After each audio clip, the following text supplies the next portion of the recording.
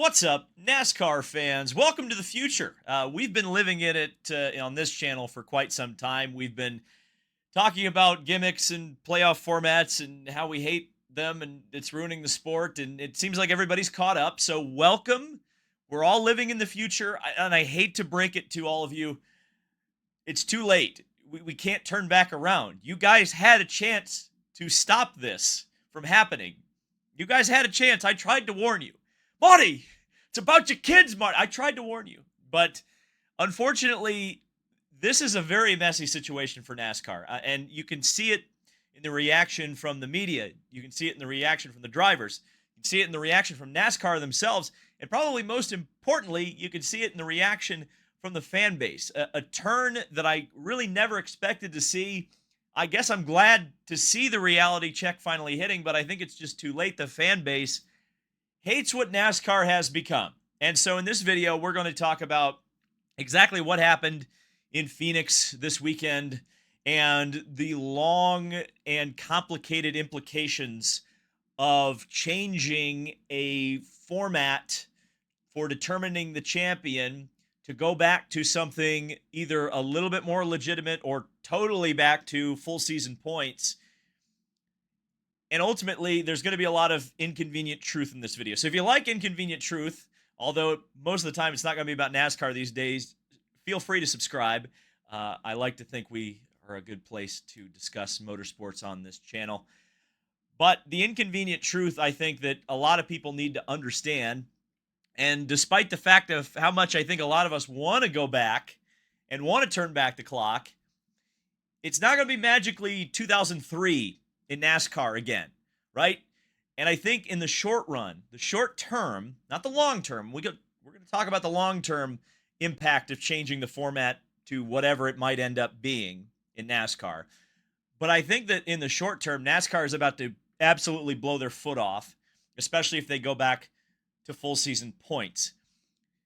For 20 years, and we talked about Denny Hamlin and the 20 years of trying all day yesterday, right? Well, for 20 years, you have built a fan base, you have cultivated a fan base, you've cultivated this culture in NASCAR to expect gimmicks, to expect the unexpected, to expect the dumbest possible scenario to take place and happen and award someone a championship who is undeserving. And now you want to 180 and go in the opposite direction of that. That's going to be tough to overcome. And I mean, you look at yesterday in particular, but you look at the whole weekend, and we're going to talk about the whole weekend because you kind of had the tale of three different races. This was the perfect storm of gimmicks for NASCAR. You had a track, especially in the Cup Series, where teams had to take such massive gambles on air pressures just to be able to pass, just to be able to have the speed. By the way, I hate that term in NASCAR where they're like, you got to put the speed in the car, or they're taking the speed out of the car. Like, what? I hate that phrase. But you got to put the speed in the car, and to do that, you got to take the air out of the tires, which means that the tires are going to blow out randomly. And you have random tire blowouts the entire race. It looks like the 2005 USGP. The car's crashing all over the place. You have crazy unpredictability, which is exactly, by the way, the exact right scenario if you are a chaos candidate, if you want NASCAR to be wild and crazy, and you want a championship decider that's absolutely going to come down to the last lap and not going to be in doubt until the last lap. That was exactly what you wanted.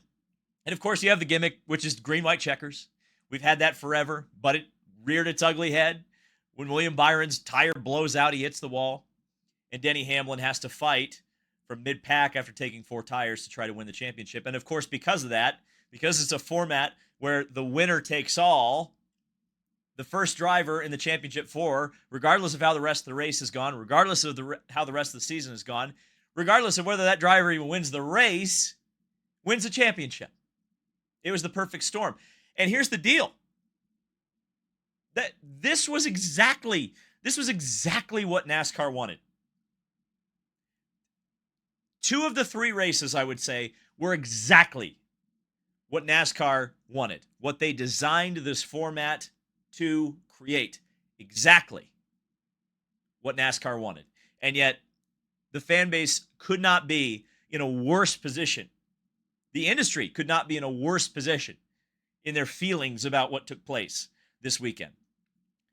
So let's talk about it. Let's talk about the Truck Series first because I think this was the glowing example of exactly what and why NASCAR created this playoff format.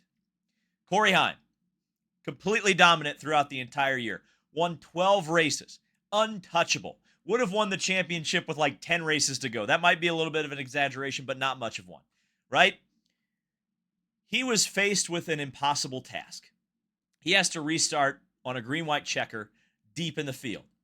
He's got 4 tires. A lot of the trucks in front of him don't, but he goes 8 wide. He drives around the bottom of Phoenix, that poor bastardization of a track we used to love, goes 8 wide, takes the lead of the race, wins the championship. It's a Game 7 moment. It's exactly what NASCAR designed this format to do because you have a driver who is so dominant, but he isn't crowned the champion until the last lap of the last race of the season, and he had to do something that showed that he is just as special of a driver to win 12 races, to be that dominant. But he still didn't win the championship until the last lap. But the format worked. It allowed NASCAR to have their cake and eat it too. You had an extremely exciting finish. The right guy won. Everybody's happy. Well, not everybody's happy, but we'll get to that. But everybody's happy. The Truck Championship, on paper, is exactly how that format is supposed to work. And yet, the internet didn't seem to think so. Speaking of the internet, the Xfinity Series. This was the bad example. This was the example of everything working against the format. Although I would say this, I still think it worked as designed because Jesse Love, who was in the championship 4, had the best car all day, wins the race and the championship. No drama, no real Game 7 moment. His dad got as much TV time as he did. Great day for the Love family. Not so great for Connor Zilisch, who had one of the great seasons in Xfinity of all time. Easily the class of the field all year, won 10 races. And, I think everybody has highly touted him for a while. I mean, I did an interview with him at Sebring a couple of years ago where I titled it the Xfinity driver or the next driver, the driver who's going to beat your favorite driver or something like that, right? The hype train for Connor Zilisch has been rolling down the tracks for some time. Most people in this industry knew what was going to happen. Most fans know how good Connor Zilisch is. And yet, this kid's going to go into the Cup Series having one of the greatest Xfinity Series seasons of all time. And because he had a third-place car at the last race of the season, was denied the championship. And not only that, he was denied the driver's championship. His team was denied the owner's championship because he got passed by the second-place car. So the most dominant team and the most dominant driver, neither of them ended up with hardware because they had a third-place car at one race. And I think a lot of people are going to point to this as the golden example of this particular format being at its most illegitimate. I would argue that, the season in the Truck Series when Crafton didn't win any races was just as bad. But you didn't have a driver who is this dominant, right? You didn't have a driver who is so highly touted, who everybody expects such great things from. And now he's not going to have an Xfinity Series championship to promote. You're never going to be able to promote him as the Xfinity Series champion. What is Connor Zilisch now? Well, he won 10 races last year, but he didn't win the championship. And Dale Jr. is right, by the way, the owner of that particular machine, which no format is perfect. There are examples or possibilities in any points format where someone can win 10 races and not win the championship, right?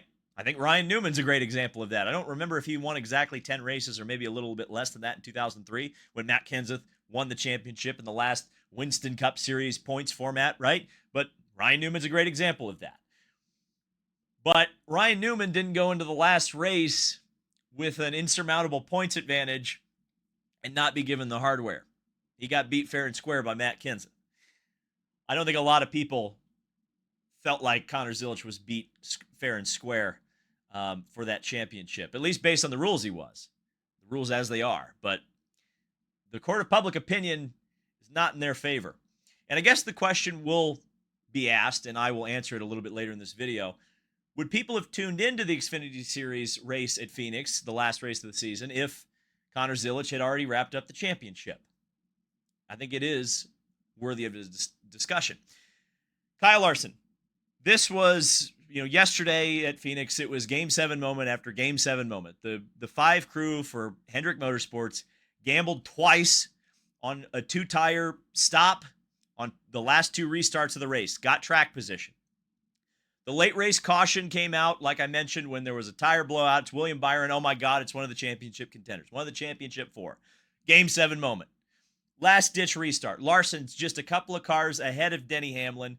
Hamlin has taken 4 tires. You look at what Corey Heim did, and you expect Hamlin to do the same thing. Larson drives one of the best restarts I've ever seen. He holds off Denny Hamlin. He doesn't lead a single lap. He doesn't win the race. Ryan Blaney does. You wouldn't have known that if you watched the TV broadcast, but Ryan Blaney wins the race. Kyle Larson is the first driver across the finish line in the championship 4. Didn't lead a lap, didn't win the race. Crowned the champion. And again, it's exactly what NASCAR wanted. It was a Game 7 moment. It wasn't decided until the final lap of the race. You had 2 drivers going for it on a last restart. You had one of the drivers who was in championship contention bring out that last caution to set it all up. The drama, you couldn't have scripted the drama better, and everybody hated it. So I will throw the obvious solution out there. Full season points, right? Everybody's been talking about it. I've even probably talked about it several times where full season points are the answer, right? That will fix it. That'll just fix NASCAR overnight. They'll go to full season points and it will fix everything. The dirty truth of yesterday is that under NASCAR's current points format, Kyle Larson scored the most points in the 2025 season of NASCAR. He would have won the championship had full season points been in effect. Had NASCAR kept the points format exactly the same, Kyle Larson would have won the championship. Everybody hated it. Everybody had a bad feeling about Kyle Larson winning the championship, didn't they? The driver who would have won with the full season points. Odd, isn't that? Everybody wanted Denny to win the championship, and I know there's a lot of factors outside of that. I even wanted Denny Hamlin to win the championship because I thought it would have been funny to see a guy who is actively suing NASCAR, and oh my God, did you see his look at the end of the race yesterday? That's a guy who's going to burn this sport to the ground, by the way, in the courtroom if he gets the opportunity. But it would have been funny to see Denny Hamlin win the NASCAR title when he's actively suing NASCAR. That didn't end up happening. But I think that's what the fan base wanted because they're pissed off at NASCAR. But they got the result, the fan base, exactly what they claimed. We want the driver who won the most points in the season to win the championship, and that's exactly what Kyle Larson did. He didn't even have to win the race. Kind of undid the whole win and you're in or, winner takes all format. Everybody hated it. Why is that? It's so interesting. It's so fascinating. Because you have this fan base that I think doesn't know what they want, and yet all of a sudden, NASCAR is outwardly saying that they are going to change it. They're desperate to change it. Which makes me say, why is NASCAR panicking now? Well, there's a couple of reasons, and I absolutely believe that NASCAR has hit the panic button. Because, and again, I'm no oracle, right? I will take credit where credit's due. I have definitely been one of the people who has been banging on the drum that NASCAR has been going in the wrong direction for years and years and years. But I'm not the only person who's out there saying that, not even close.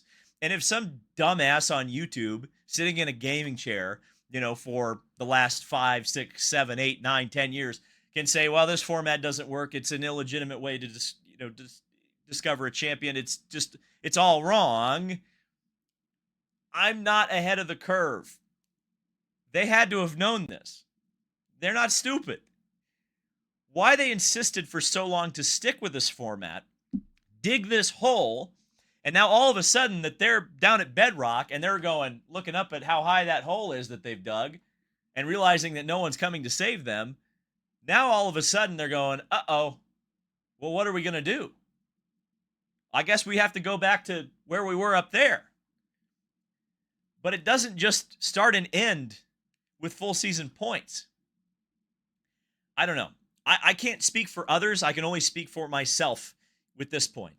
But I can tell you this, that I've watched less NASCAR this year than I probably ever have. Ever. Like, I think the last full race I watched, like green to finish, was probably Talladega in the spring. And even during like football season, and I get it. I'm a Colts fan. The Colts have been good this year. They weren't good last week or yesterday, but they've been good this year. But I've chosen to watch football over NASCAR. I've chosen to like go outside or read a book or play video games over watching NASCAR. And I get it. Maybe it's because I'm becoming jaded because I'm on the road at a race pretty much every weekend of my summer, whether it's IndyCar or IMSA or something else. But even when I choose to watch racing, I don't necessarily choose to watch NASCAR. And NASCAR's had some good racing this year. They've had some spectacular finishes. You think about Las Vegas, you think about Kansas this year, even in the playoffs, right? Like, they've had some exciting, thrilling stuff happen. And yet I can't care. And I'm not exactly sure why I can't care. I think a big part of it is that the rot is greater than just the points format. I think that's a root cause, but it's not the only cause. I think NASCAR's product, for whatever reason, and I wish if I could put my finger on it, they would probably have hired me already to fix it, right? And I say that a little bit tongue-in-cheek, but there's some secret sauce missing from NASCAR right now. I guess I could say this. Television isn't helping them, particularly at the end of the season. I think the fact that TV has pushed for all these gimmicks, particularly playoffs, particularly stage racing, and then they put them on USA Network for the majority of the playoffs, and then they finally end up on NBC towards the end of the year. That's not helping interest. The fact that you have to go digging for USA Sports or USA Network rather than just turn on one of the easy channels to go to and watch football, or literally do anything else other than channel surf and try to find the NASCAR race, you're seeing that reflected in the TV ratings. And the TV ratings have been abysmal for NASCAR this year. I mean, you're getting to the point where, and granted, they are on cable, right? They're on USA Network. But the TV ratings for Gateway, it was like 1.4 million people, which then you're looking at like IndyCar. IndyCar at times was around that number. Yes, they were on Fox, Network Fox, but they were there. Formula One, last week in Mexico City, 1.5 million people tuned in to watch the Mexican Grand Prix, which was a terribly boring race. So NASCAR is kind of falling in line with all the other motorsports, and people, I think, are starting to choose other motorsports over NASCAR. It's a very weird situation. But here's the deal, and I mentioned it. I don't think the NASCAR fan base really understands what they want. Remember stage cautions on road courses? Remember when they went away? And I thought that was a brilliant thing that NASCAR did. Quite frankly, I think they should do away with the stage cautions, period. They got to get rid of them, totally. But when they got rid of the stage cautions at the road courses, what did everybody do? They complained. They said it was boring. It made the races boring. I didn't think so. I thought the Indy road course race was awesome. Of course, that was the race that broke the camel's back, and they went right back to stage cautions on road courses. But even if NASCAR changes the format, here's my prediction. Whether it's a 10-race chase or a 3-3-4 format or 36 races, I bet you the fan base revolts again. NASCAR goes, oh, we made a mistake, and changes it right back. I think they're going to overreact again because I think NASCAR is scared of the lawsuit that they've got going on against Denny right now in 2311 and Front Row. I think that's I don't think we can overstate what a big deal that is. And I don't think we can overstate what a big deal the lack of TV ratings are right now for NASCAR. And the fall off in popularity, which is massive, especially when football starts again. And I think the thing that we all need to understand, and if NASCAR understands themselves well, is that if they go against what the fan base has been trained to expect, which is this chaos gimmick format where you don't have an illegitimate championship, but you have all this outrage, you have all these views, and you have all these media members going and getting the fights and getting all these drivers telling everybody that NASCAR sucks and that gets 100,000 and people are talking about NASCAR. If you go back to a regular season format, and that's just it, you're going to have a lot less drama, which the fan base has been trained to want. I think short term, they go to a more legitimate format, it's going to hurt them. I think it's the right decision for the long-term health of the sport, but it has to be a long-term decision. They have to be committal to it, and they can't just stop at saying, okay, well, now that we have a 36 race championship, we don't have to do anything else to fix the sport. Because I think that's the other pit that they're going to fall into. I think they're going to think that they're just going to magically turn back the clock to 2003 and everything's going to be hunky-dory if they go back to a points format that's not the playoffs. You have a lot more work to do to fix NASCAR than just that. Because, you know, and I grew up watching NASCAR. NASCAR was never my number one motorsport. That was always IndyCar, right? But NASCAR was something I tuned into. NASCAR was something I played with die-cast cars on the floor, you know, video games, all of it, right? NASCAR, I slept on NASCAR sheets, right? NASCAR was a part of my life growing up. It was probably a part of a lot of your lives growing up. But it's not appointment television anymore. And there's a lot of reasons for that. Just one of them is the championship format. But to get an old school fan base back, you're betting on a couple of things. You're, number one, betting that they're not all dead. And number two, you're betting on them not suddenly have moved on to something else, right? If I'm watching a racing series for recreation, it's probably not NASCAR. I'm watching World Endurance Championship, or I'm turning on a GT race in Japan on YouTube, you know? NASCAR, to me, isn't the kind of racing that I'm like, I have to watch this. Now, occasionally it will be. Brickyard 400, a Talladega race, Daytona 500. Sure, I'll tune in. Am I going to tune into the Roval? Would I especially tune into the Roval if it's not a chase cutoff race? And so that's going to be the real big decision for NASCAR, I think, is they've built this pyramid of gimmicks.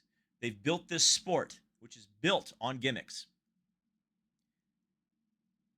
And if they legitimize it, there's going to be a lot of people who say, well, I guess I don't have to tune in for the Roval this weekend because I know it's going to be a boring race. I don't really like the road course racing in NASCAR anyway, and the championship was decided 4 races ago. That's the potential reality you're living in. And so then NASCAR will also have to look at not relying on the crutch of a championship race being the compelling reason to watch NASCAR. They'll have to look at other things. What else worked in 2003? And is going back to 2003 the right decision for NASCAR? There's a lot of things that I think NASCAR is going to need to figure out over the next couple of months. And this is a treacherous time for them.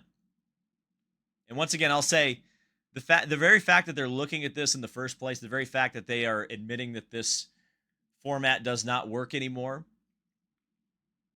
it's telling. NASCAR doesn't make decisions like this typically. They're in trouble. They're in big trouble. And this next year is going to be extremely interesting to see what happens next. So anyway, these are my thoughts. Hope you enjoyed this. You've already let me know what you think down in the comments section below. I am assured of that. But I think it's going to be a good discussion. What do you think that NASCAR needs? Do you think NASCAR should go back to a full season points format? Do you think that the fan base will accept that? I don't know. It'll be an interesting discussion. Be an interesting thing to watch over the next few months. We'll see you then.